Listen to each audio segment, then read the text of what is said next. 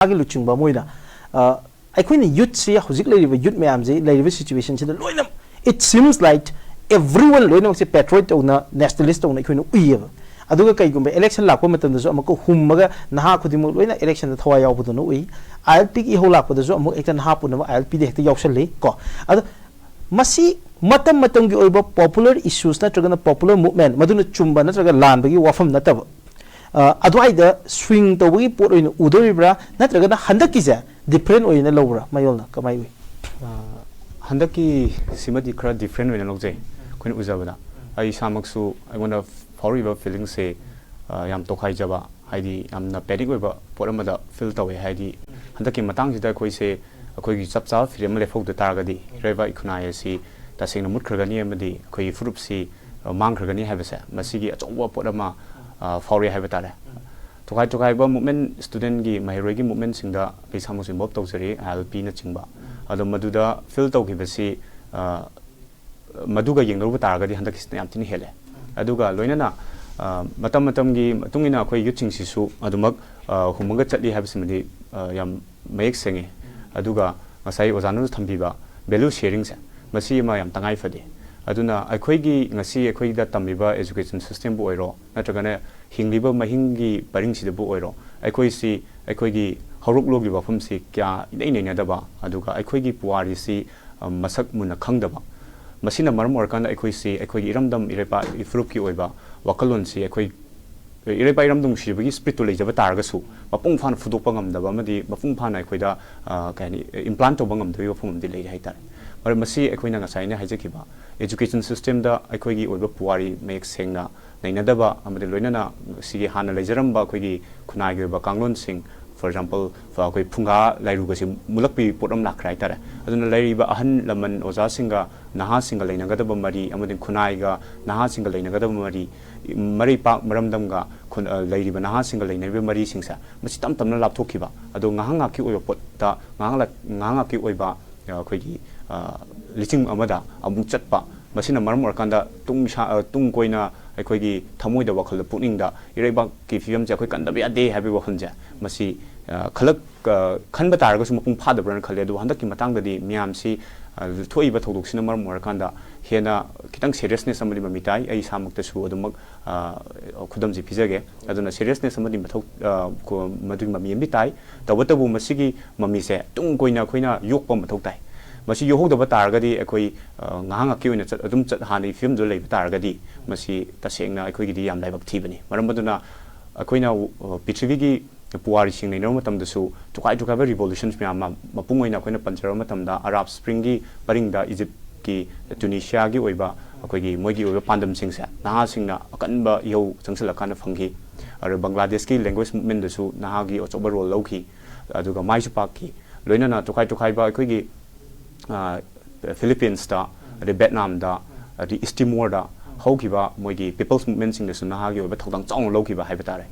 aduga loina na Iranian revolution sida su Iran akhoi gi Iran gi youth sing sina chomba thodang lower kanda moigi movement se mai pakhimne asumain tawdana akhoi gi irepa ikhunai sida su mamang da hokiba ihom kya amada su naha sing oiba chomba role lawi naha da natana mai rikhunai naha amusu mai rikhunai gi oiba chomba masigi dai chama leibani na maram kanda akhoi se ngasi akhoi da fall feeling sa matam kuina yo kanda yo oi haira kanda akhoi gi anoba manipur akhoi na pamjaba akhoi wakhal pukning da thamoi da leiba mikha pondaba adudigi tasengna akhoi gi migi mikha pondaba adudigi akhoi iromdom hingjaba ngamba iromdom wakhal lepsaba ngamba iromdom freedom lepsaba ngamba frup ki akhoi gi akan frup ama sagat pagi asmain tawdana sumbagi gi akhoi na wakhal pukning leijari basa masi oiba phangani amading masi oirakani habasa masi sumai khanje yam nungai ba dai ko ai sar ju phorong gade na khale hojik le situation chida clarity yam leiba ko at the same time yam mature ba ideas thought mayam ama akhoi manipuri na naharo singilu chingba ma da leram ba sai khoi ta sengna nungai ba poe matang sida apun bagi wak pham ama mayam dagi kan lawba kholauni akhoi punjanji haibas adagi then ngasai su akhoi ki mayol gi convener su habi gi bada apun bagi wafam ami yaw ki horok bada pun bagi wafam si karamba basis ta pundoino sini kari maram gi pundoino and karamba basis ta pundoino हाइबा सिमा अहमद खंजनिंगे at the same time अखोई की मणिपुर की dynamic से मयोल कमाइन येंबिरी मणिपुर की dynamic से मपुंग मैम उनरीबजे community line ethnic line Meitei Kuki Naga पांगल सुमाइना मरी थोना at the same time within Meitei dynamic से याम लेर है तारे मैतई की मचेट मचेट मचेट मचेट थुगाइरकान मैतई मनुंग एरिया से वेरी रिसेंटली मैम रिकॉग्निशन पीब पीदब तोान वफम हंक सोशल मीडिया तौनग्रीबे अम सीरियस सार जोरें हंजरके लवाई इम्फा की क्वेश्चन से कमायन इंक्लूडिंग यावकान अखोई मणिपुर की डायनामिक्स मैतई विदिन डायनामिक्स कमायन मयोल येंबी तसेंना अखोई पुनसनबगी वफमसिमा अखोई लेरिबा मियाम अमसुंग अई सामुसु पामजे हेबा तारे अखोई पुनसनबा नतनी अपुनबै पांगल नत तारगदी अखोई थेंगरीबा खुदोंग थिनिंगाई ओरबा फिल्मसिंग अदुगा इश्यूसिंग अमदी सिंगनबसिंग चैलेंजेससिंग थेंगनबा ngамोय हाबसिमदी तसिंग तसिंगना मांगा तादुं लेरो वफमने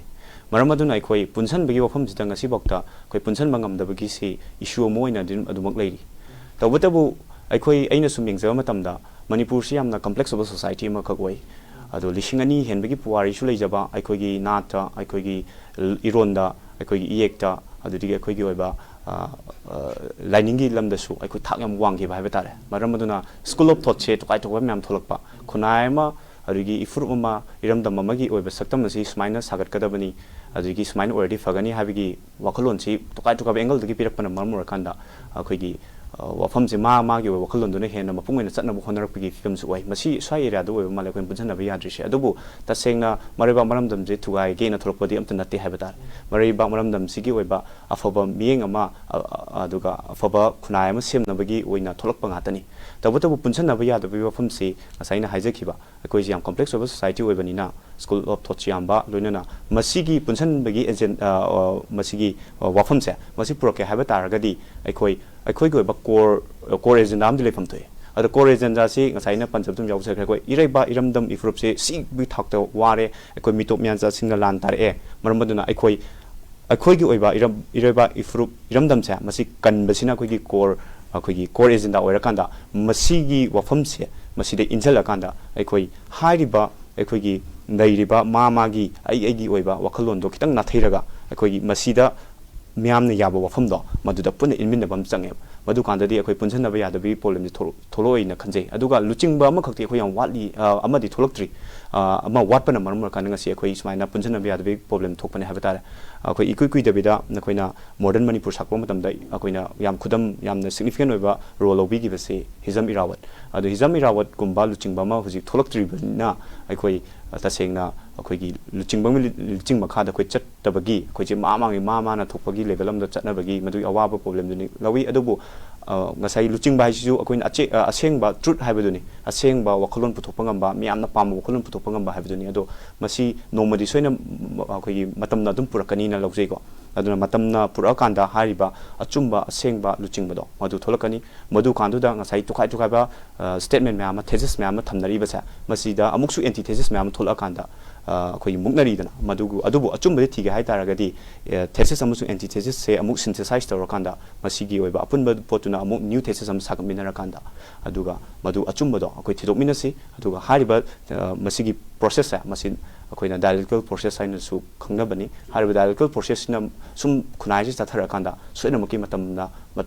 मतमगी मतुंगिना अचुम्बा सेंगबा लुचिंगबा अमसुंग अचुम्बा सेंगबा फुंदा थोलकनी मतमदुदि अखोई पुलकनी लोइनना हुजिकी ओइनदि अखोई ngasai ireiba iramdam ifurup se sibokte ware maramduna hari wari ba pocha masi akhoi ireiba iramdam je chapchaba masi akhoi kange haiba taragadi akhoi gi oiba punba pangalam sagat minagadamni maramduna akhoi gi oiba core agenda si ireiba iramdam ifurup se kanbagi wafam se masida hana mang thara kandadi akhoi adumak akhoi punjanabi wafam se lakani haji mai thamjake prince yam phajai yam nahana manipur gi tungi future am purakani लेरिबा अमंब सिदगी नहासिंग कोहन मंगनी हाबिगे आसामा तौबतबु नहासिंग दो याम committed ओइबा ताई नहासिंग दो पॉलिटिकल मैच्योरिटी लेबा ताई नहासिंग दो इडियोलॉजिकली कमिटेड ओइबा ताई हाइबो वफम जिनिको अदो how committed are the youth of मायोल अदो कमाइना हाउ ऑप्टिमिस्टिक आर यू अदोम नदी कयामुक यामना मायोल नदी कयामुक यामना थाजबा लेबगे हजिक लेरिबा सिचुएशन सिदगी करेन फबो सिचुएशन अमा प्रोप ngamgani habse नारोसिंग तो सेंगनेबा ngsa ozanu sa haibikre yamru hangbe akhoi se to sengna naha sina akhoi gi ꯑꯑꯣꯟꯕ ꯈꯨꯟꯅꯥꯏ ꯑꯃ ꯄꯨꯔꯛꯄꯗ ꯅꯍꯥꯒꯤ ꯔꯣꯜ ꯌꯥꯝ ꯆꯥꯎꯔꯦ ꯑꯗꯨꯒ ꯑꯩꯈꯣꯏꯗꯁꯨ ꯑꯩꯈꯣꯏ ꯋꯥꯈꯜꯗ ꯄꯨꯛꯅꯤꯡꯗ ꯂꯩꯖꯕꯁꯤ ꯑꯩꯈꯣꯏꯒꯤ ꯑꯣꯏꯕ ꯊꯧꯗꯥꯡ ꯌꯥꯝꯅ ꯆꯥꯎꯏ ꯑꯗꯨꯅ ꯉꯁꯤꯃꯛ ꯂꯩꯔꯤꯕ ꯈꯨꯟꯅꯥꯏꯔꯣꯜꯒꯤ ꯆꯠꯅꯔꯣꯜꯁꯤꯗ ꯑꯩꯈꯣꯏ ꯅꯍꯥꯁꯤꯡꯒꯤ ꯑꯣꯏꯕ ꯆꯞ ꯆꯥꯕ ꯐꯤꯔꯦꯞ ꯆꯞ ꯆꯥꯕ ꯋꯥꯈꯜꯂꯣꯟ ꯉꯁꯥꯏꯒꯤ ꯑꯥꯏꯗꯤꯑꯣꯂꯣꯖꯤꯀꯦꯜ ꯏꯝꯄ꯭ꯂꯥꯟ ꯇꯧꯕ ꯑꯃꯗꯤ ꯆꯪꯉꯦ ꯑꯥꯏꯗꯤꯑꯣꯂꯣꯖꯤꯀꯦꯜ ꯏꯝꯄ꯭ꯂꯥꯟꯁꯦ ꯇꯧꯔꯕ ꯃꯇꯨꯡꯗ ꯑꯗꯨꯝ ꯑꯩꯈꯣꯏꯅ ꯇꯧꯔꯛꯄ ꯑꯦꯛꯇꯤꯚꯤꯇꯤꯁ ꯑꯩꯈꯣꯏꯅ ꯇꯧꯔꯛꯄ ꯑꯩꯈꯣꯏ ꯊꯕꯛ ꯊꯧꯑꯣꯡꯁꯤꯡꯁꯤꯗ ꯑꯗꯨꯃꯛ ꯂꯩꯕꯥꯛ ꯈꯨꯟꯅꯥꯏ ꯀꯟꯅꯤꯡꯕꯒꯤ ꯅꯠꯇ꯭ꯔꯒ ꯂꯩꯕꯥꯛ ꯈꯨꯟꯅꯥꯏꯒꯤꯗꯃꯛꯇ ꯑꯗꯨꯝ ꯊꯕꯛ ꯇꯧꯔꯛꯀꯅꯤꯅ ꯂꯧꯖꯩ ꯍꯥꯏꯇꯥꯔꯦ ꯃꯔꯝ ꯑꯗꯨꯅ ꯉꯁꯥꯏ ꯃꯄꯨꯡ ꯑꯣꯏꯔꯤꯁꯦ ꯑꯥꯏꯗꯤꯌꯥꯗꯨꯅꯦꯕ ꯑꯥꯏꯗꯤꯌꯥꯁꯤ ꯌꯥꯎꯗ ꯇꯥꯔꯒꯗꯤ ꯑꯩꯈꯣꯏꯁꯦ ꯃꯐꯝ ꯃꯔꯥꯡ ꯈꯪꯗꯅ ꯑꯗꯨꯝ ꯄꯪꯍꯤꯡ ꯍꯤꯡꯕꯒꯤ ꯃꯍꯤꯡꯗ ꯂꯩꯕ ꯑꯗꯨ ꯃꯁꯤ ꯂꯥꯛꯇꯅꯕꯒꯤꯗꯃꯛꯇ ꯑꯩꯈꯣꯏ ꯋꯥꯈꯜꯂꯣꯟꯁꯤꯗ ꯑꯩꯈꯣꯏꯒꯤ ꯑꯣꯏꯕ ꯑꯩꯈꯣꯏꯒꯤ ꯑꯥꯏꯗꯤꯌꯥ ꯑꯣꯐ ꯃꯅꯤꯄꯨꯔ ꯅꯠꯇ꯭ꯔꯒꯅ ꯇꯣꯈꯥꯏ ꯇꯣꯈꯥꯏꯕ ꯃꯅꯤꯄꯨꯔꯒꯤ ꯊꯦꯡꯅꯔꯤꯕ ꯁꯤꯅꯥꯔꯤꯑꯣ ꯀꯟꯗꯤꯁꯟ ꯃꯌꯥꯝꯁꯦ ꯃꯁꯤꯒꯤ ꯑꯣꯏꯕ ꯑꯥꯏꯗꯤꯌꯥ ꯑꯃꯗꯤ ꯑꯩꯈꯣꯏꯗ ꯆꯨꯁꯟꯕ ꯑꯃ ꯗꯔꯀꯥꯔ ꯂꯩ ꯃꯔꯝꯗꯤ ꯑꯩꯈꯣꯏꯁꯦ ꯌꯥꯝ ꯊꯤꯅ ꯈꯨꯗꯣꯡꯊꯤꯅꯤꯡꯉꯥꯏ ꯑꯣꯏꯔꯤꯕ ꯁꯤꯆꯨꯋꯦꯁꯟ ꯑꯃꯗ ꯃꯥꯌꯣꯛꯅꯔ ꯂꯩꯔꯤꯕꯅꯤ ꯂꯣꯏꯅꯅ ꯃꯅꯤꯄꯨꯔ ꯍꯥꯏꯁꯤ ꯌꯥꯝ ꯄꯤꯛꯄ ꯑꯗꯨꯒ ꯄꯨꯋꯥꯔꯤ ꯇꯥꯡꯀꯛꯇ ꯌꯦꯡꯉꯨ ꯇꯥꯔꯒꯁꯨ ꯑꯩꯈꯣꯏꯁꯦ ꯅꯝꯍꯠꯄꯤꯕ ꯅꯩꯍꯠꯄꯤꯕ ꯑꯗꯨꯒꯤ ꯑꯋꯥ ꯑꯅꯥ ꯃꯌꯥꯝꯁꯦ ꯊꯦꯡꯅꯔꯒ ꯂꯥꯛꯄ ꯈꯨꯟꯅꯥꯏ ꯑꯃ ꯑꯣꯏꯕꯅꯤꯅ ꯉꯁꯤꯐꯥꯎꯗ ꯑꯩꯈꯣꯏ ꯅꯤꯡꯇꯝꯕ ꯍꯥꯏꯕꯒꯤ ꯋꯥꯐꯝꯁꯦ ꯃꯁꯤꯒꯤ ꯗꯤꯐꯥꯏꯟ ꯇꯧꯕꯗ ꯑꯗꯨꯃꯛ ꯂꯨꯅ ꯊꯣꯛꯏꯕ ꯑꯗꯨꯒꯨꯝꯕ ꯁꯣꯁꯥꯏꯇꯤ ꯑꯃꯗ ꯂꯩꯔꯤꯕ ꯑꯩꯈꯣꯏ ꯃꯤꯌꯥꯝ ꯑꯣꯏꯕꯅꯤꯅ ꯑꯩꯈꯣꯏ ꯃꯤꯌꯥꯝꯂꯛꯁꯤꯒꯤ ꯅꯍꯥꯁꯤꯡꯁꯤꯅ ꯑꯩꯈꯣꯏ ꯑꯥꯏꯗꯤꯑꯣꯂꯣꯖꯤꯀꯦꯜ ꯏꯝꯄ꯭ꯂꯥꯟ ꯑꯃ ꯇꯧꯁꯤꯜꯂꯀꯥꯟꯗ ꯑꯩꯈꯣꯏꯒꯤ ꯑꯣꯏꯕ ꯊꯕꯛ ꯊꯧꯑꯣꯡꯁꯤꯡꯗ ꯑꯩꯈꯣꯏ ꯏꯔꯩꯕꯥꯛ ꯈꯨꯟꯅꯥꯏ ꯏꯔꯝꯗꯝ ꯑꯁꯤꯒꯤ ꯑꯩꯈꯣꯏ ꯀꯟꯅꯤꯡꯕꯒꯤ ꯋꯥꯈꯜꯂꯣꯟ ꯅꯠꯇ꯭ꯔꯒꯅ ꯃꯗꯨ ꯀꯟꯅꯕꯒꯤ ꯑꯦꯛꯇꯤꯚꯤꯇꯤꯁꯤꯡꯁꯦ ꯑꯗꯨꯝ ꯂꯥꯛꯆꯒꯅꯤ ꯂꯧꯋꯤ ꯑꯗꯨꯒ ꯑꯩꯈꯣꯏꯒꯤ ꯃꯌꯣꯜꯒꯤ ꯂꯩꯔꯤꯕ ꯅꯍꯥꯁꯤꯡ ꯑꯃꯁꯨꯡ ꯃꯌꯣꯜꯒꯤ ꯑꯣꯏꯕ ꯋꯥꯈꯜꯂꯣꯟꯗꯁꯨ ꯑꯩꯈꯣꯏ ꯂꯩꯔꯤꯕ ꯐꯤꯕꯝꯁꯤꯡ ꯂꯩꯔꯤꯕ ꯈꯨꯟꯅꯥꯏꯁꯤꯗ ꯊꯦꯡꯅꯔꯤꯕ ꯑꯋꯥ ꯑꯅꯥꯁꯤꯡꯁꯦ ꯑꯩꯈꯣꯏ ꯀꯨꯞꯅ ꯈꯟꯅ ꯅꯩꯅꯖꯕ ꯑꯃꯗꯤ ꯈꯪꯅꯕ ꯍꯣꯠꯅꯕ ꯑꯗꯨꯒ ꯑꯩꯈꯣꯏꯒꯤ ꯋꯥꯈꯜꯂꯣꯟꯁꯤ ꯑꯩꯈꯣꯏꯗ ꯌꯥꯔꯤꯈꯩ ꯏꯝꯄ꯭ꯂꯥꯟ ꯇꯧꯁꯟꯅꯕ ꯍꯣꯠꯅꯕ ꯑꯗꯨꯒ ꯍꯥꯏꯔꯤꯕ ꯋꯥꯈꯜꯂꯣꯟꯁꯤ ꯂꯩꯕ ꯇꯥꯔꯒꯗꯤ ꯑꯩꯈꯣꯏ ꯏꯔꯩꯕꯥꯛ ꯏꯔꯝꯗꯝꯗ ꯀꯠꯊꯣꯛꯄꯗ ꯊꯋꯥꯏꯅ ꯄꯣꯟꯊꯥ ꯄꯤꯕꯗ ꯑꯩꯈꯣꯏ ꯑꯀꯤꯕ ꯇꯨꯖꯨꯡꯕ ꯂꯩꯔꯣꯏ ꯑꯗꯨꯒ ꯂꯩꯕꯥꯛ ꯑꯃ ꯈꯨꯟꯅꯥꯏ ꯑꯃ ꯑꯩꯈꯣꯏ ꯑꯐꯕ ꯃꯥꯏꯌꯣꯟꯗ ꯄꯨꯔꯛꯄ ꯍꯥꯏꯕꯁꯦ ꯃꯁꯤ ꯉꯁꯤꯒꯤ ꯂꯩꯔꯤꯕ ꯅꯍꯥꯁꯤꯡꯒꯤ ꯂꯦꯡꯐꯗ꯭ꯔꯕ ꯄꯨꯋꯥꯔꯤꯒꯤ ꯇꯥꯡꯀꯛ ꯑꯃꯅꯤ ꯄꯨꯋꯥꯔꯤꯒꯤ ꯊꯧꯗꯥꯡ ꯑꯃꯅꯤ ꯍꯥꯏꯕꯁꯦ ꯃꯁꯤ ꯊꯝꯖꯒꯦ ꯄ꯭ꯔꯤꯟꯁ ꯍꯧꯖꯤꯛꯁꯦ ꯂꯝꯁꯥꯡ ꯈꯣꯡꯆꯠ ꯂꯣꯏꯔꯦ ꯅꯦꯛꯁ ꯄ꯭ꯂꯥꯟꯁꯤ ꯀꯔꯤꯅꯣ ꯍꯧꯖꯤꯛꯁꯦ ꯑꯩꯈꯣꯏꯒꯤ ꯅꯍꯥꯟ ꯂꯪꯊꯕꯥꯜ ꯗꯤꯀ꯭ꯂꯔꯦꯁꯟ ꯑꯩꯈꯣꯏꯒꯤ ꯖꯅꯋꯥꯔꯤ 6 ꯂꯣꯏꯁꯤꯟꯕ ꯅꯨꯃꯤꯠꯁꯤꯗ ꯑꯩꯈꯣꯏꯅ ꯃꯤꯌꯥꯝ ꯂꯩꯄꯥꯛ ꯃꯤꯌꯥꯝꯒ ꯂꯣꯏꯅꯅ ꯂꯦꯞꯈꯤꯕ ꯑꯩꯈꯣꯏꯒꯤ ꯗꯤꯀ꯭ꯂꯔꯦꯁꯟ ꯋꯥꯔꯦꯞ ꯂꯧꯊꯣꯛ ꯋꯥꯔꯣꯜꯁꯤꯗ ꯂꯩꯖꯈꯤꯕ ꯑꯩꯈꯣꯏ 8 ꯂꯦꯞꯆꯈꯤꯕꯅꯤ ꯑꯩꯈꯣꯏ ꯂꯧꯊꯣꯛ ꯋꯥꯔꯣꯜꯒꯤ ꯗꯤꯀ꯭ꯂꯔꯦꯁꯟ 8ꯁꯤꯗ ꯃꯄꯨꯡ ꯑꯣꯏꯅ ꯑꯩꯈꯣꯏꯒꯤ ꯅꯍꯥꯁꯤꯡꯁꯦ ꯂꯣꯏꯅꯅ ꯃꯤꯌꯥꯝꯁꯦ ꯑꯩꯈꯣꯏ ꯑꯐꯕ ꯄꯣꯂꯤꯇꯤꯛꯁ ꯇꯧꯔꯁꯤ ꯑꯗꯨꯗꯤ ꯑꯩꯈꯣꯏꯒꯤ ꯑꯣꯏꯕ ꯃꯅꯤꯄꯨꯔꯒꯤ ꯑꯦꯅꯤ ꯁꯛꯇꯝꯒꯤ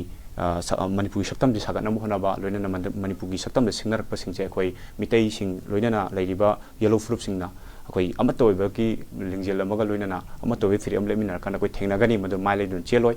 ꯂꯣꯏꯅꯅ ꯑꯩꯈꯣꯏꯒꯤ ꯉꯁꯥꯏ ꯃꯣꯔꯦꯜꯒꯤ ꯃꯇꯥꯡꯗꯁꯨ ꯑꯩꯈꯣꯏ ꯃꯣꯔꯦꯜꯒꯤ ꯑꯣꯏꯕ ꯃꯣꯔꯦꯜ ꯔꯤꯖꯦꯅꯔꯦꯁꯟ ꯀꯦꯝꯄꯦꯟ ꯀꯌꯥ ꯑꯃ ꯄꯥꯡꯊꯣꯛꯆꯒꯅꯤ ꯂꯣꯏꯅꯅ ꯑꯩꯈꯣꯏꯒꯤ ꯅꯍꯥꯁꯤꯡꯅ ꯉꯁꯤ ꯗ꯭ꯔꯒꯀꯤ ꯅꯠꯇ꯭ꯔꯒ ꯅꯤꯁꯥꯒꯤ ꯏꯄꯥꯛꯇ ꯂꯨꯞꯇꯨꯅ ꯂꯩꯔꯤꯕꯁꯤ ꯃꯁꯤꯗꯒꯤ ꯀꯜꯍꯧꯅꯕ ꯑꯩꯈꯣꯏ ꯀꯔꯤ ꯇꯧꯒꯗꯒꯦ ꯂꯣꯏꯅꯅ ꯃꯗꯨꯒꯤꯗꯃꯛꯇ ꯑꯩꯈꯣꯏ ꯃꯥꯁ ꯀꯦꯝꯄꯦꯟ ꯀꯌꯥ ꯑꯃ ꯆꯪꯁꯤꯟꯕ ꯑꯗꯨꯒ ꯂꯣꯏꯅꯅ ꯈꯨꯟꯅꯥꯏ ꯑꯁꯤꯗ ꯉꯁꯤ ꯇꯣꯈꯥꯏ ꯇꯣꯈꯥꯏꯕ ꯁꯤꯡꯅꯕ ꯀꯌꯥ ꯑꯃ ꯂꯥꯛꯏꯕꯁꯦ ꯃꯁꯤ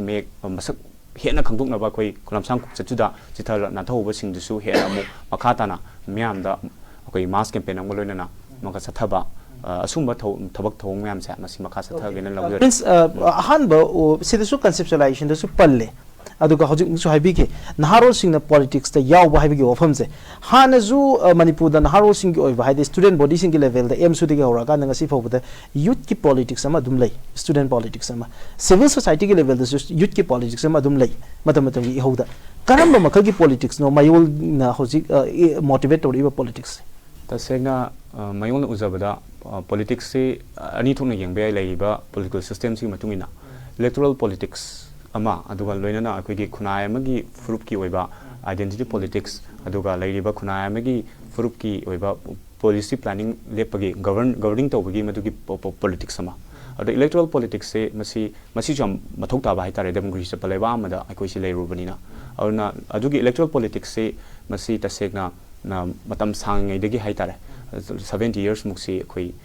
याम नेग्लेक्ट तौरे अदो लोइना मसी हारिबा अखोगी इलेक्टोरल पॉलिटिक्स सिदा लेरिबा पॉलिटिकल सिस्टम इंडिया की पॉलिटिकल सिस्टम की मतुंगिना याम डर्टी ओइबा मौंग अमदि अखोइन उबो फंगजै नहा मोइना मसी यारिखै अखोइना अखोइ तौदनबा अखोइ मियाम सिना मसी तौदना मसी एवेयर ओइबा मा अखोइदा लेइबा अदुगा तौरिबा इलेक्टोरल पॉलिटिक्स ना हयें मरु हलक्तोइबसे ngасai अखोइगी फुरुप की कन्नबी पॉलिटिक्स अमा लाक्नबगी मरु हनबनी हाबसे अखोइ वखल पुंगला लेबिबा अदुगा अखोइगी पॉलिटिक्स हाबा तारगा फुरुप कन्नब पॉलिटिक्स ते तौदबा तारगदी अखोइ खुनाय सिदा ngasi काइथरिबा थेंगनरिबा अवाबा लेखा तारिबसे मसी पॉलिटिक्स न ओइरपनी मरमदना अखोइ फुरुप कन्नब पॉलिटिक्स अमदि तौम थौ तारे खुदम ओइना हारबदा ai tasengna atupa fruki di ore yengna fruki di ore do koi ki German road na ma seme hai Kangpopi to Churchanpur thaba masi moi gi ba politics ne base tasena moi gi politics ni ma khoi na matam sangni khan ba moi sum situation lakta ri mo khoi karam lambi am chatkani karam ba moi kamai hingani gai se sumai khan ba gi politics ma moi gi dima mitai na adumai khoi mitai gi su dai na tragana khoi yellow fruit sing gi su ai khoi gi manipur gi ajau manipur thajari ba sing gi oi ba ai khoi khunai sida mating leba khunai mu oina bagi mating leba fruit am oina bagi adu gi ba politics amadi dakar le adu politics ama dakar oi have zima jo adum ya janingi adu da awi question je hang janingi je India gi state politics ka India gi national politics si ga hauji have dai manipur da conjugatively ngasi phau da policy more or less 90% di national political party ngatani manipur da adu manipur gi oiva khoi gi apik pa have dai state party singna magi regional interest mayam je preserve and protect over ngambra have gi wangji yam chawn lai kamaina no khoi gi mayol gi expectation da na singna politics se yausala kan da manipur gi interest mayam je protect over ngamgani have je sigi si kamai on what rational da sagat pano khangni tasengna akhoi gi wafam sing da zum yaujak ra khoi politics hai targadi lebak khunai do thuiba khoi gi thaudo wathuk sing na chagana lebak khunai du gi eba moi leiba film do madu yenga kanda ai khoi gi oiba khoi miam je punna khangminar kanda madu gi lebak khunai gi oiba film do madu gi warip am lepminar kanda madu khoi miam de yohan ba haibani ado haiba akhoi gi leiba ngasai gi India gi oiba political system si masi akhoi 1949 da manipur sina akhoi gi India gi fivan nu tingar kanda manipur akhoi gi tokai ba constitutional oiba mong da sinsep kya ma thajale habisima di akhoi na mek sina khangi khudam oina harabada akhoi gi general schedule khaidokna chingmi tammi gi machimnau gi nusiba mari se akhoi constitutionally akhoi general amusu schedule haina khaibung ta hanba adigi assembly within the assembly haijana ngasai gi leiriba manipur state assembly sita hill area committee thamjinduna akhoi gi political gi lam disu haiba tare exercise tawno phona bada ani thokpagi poram leiba sumain tawdana akhoi gi divide and rule policy se adumak sanadun lai adu loina na India gi mapung oiba akhoi gi ngasai gi leibi ki ba moi gi India manipur na tin gram matungda akhoi India gi ba political system se akhoi gi chan da ba itun chuna da bam ti lei haiba se ngasi ma akhoi gi tokai ba thodo wa thok myam thol ibe se masina du mek sing taksarabani ado hariba akhoi gi matam amada madugi India gi fivan nu tinjinga gi mangoina na akhoi na ajau manipur pun phukala kanda akhoi gi ba chapsawa political gi yumpham ri thonja gi habitare masi gi yumpham sa masi sugup sana thu ai gi bani aduna nga sagi national party sing di moi gi national interest rum thabak tawi masi madi me mek sengi khudam moina akano political party pandatar su moi gi ba hindu twa gumba sumbagi myam insalak ba habitare political party memang di Panjaro adumaina sumbagi poram insalak pasida akhoi gi oiba apiko fruit mitai gumba apiko fruit manipur gi leijariba akhoi kanglei paktu leijariba yellow fruit ki interest ri solve pa habitare adubu moi larger interest ta leiriba India gi interest ri moi gi tu ya kain safa ba habitare aduna suma viam sidadi akhoi gi oiba identity politics amasung manipur gi scenario suma masik pukhatna ba mek singna pukhatna ba amadi manipur scenario sida yimpham ma asengba achumba ma lakna bi damakta akhoi gi oiba chapchaba political party bu haro natrana political system ma bu haro masi am tangai phadi have sumi thamjari political party oigera political system oigera natrana akhoi gi oive interest oigera madu ngak pa changi have ni ai aroi ba short comment ni ko aina prince tay logdo ise matam zulai trai do sarda a conclusion laksake area maroi area sarda laksake aina prince tay khangjaning baje Manipur the civil society and the student bodies mayam ge politics se magi nature of politics se am tongale hana dagi electoral politics ki matang dadi moi gi firep se adumak a political ni na mana la rai individual ni user budun to an babni ko but mana le platform do no the season give manipur history de kuin udri ba ko adu oitar gadi for the last few decades ko so yamba manipur gi magi genesis ta akhoi gi sigi electoral politics da akhoi yawoi akhoi gi oiba tongan civil society gi politics ma akhoi protect tawra laigani akhoi people's gi interest ana khallaga lakhiba sangraba matam sa sida lokhi stand sa hojik la lena khallabra short comment lale makti haibam thokte maram di ta sengna lairiba situation duna demand to pot ne na lojage adubu akhoi ngasai gi democracy sa palaiba amada koi matam sangla rebanina hoji bokta dum akhoi India gi citizen mu ori banina India gi political system jo koi mamutana khangdaba di yade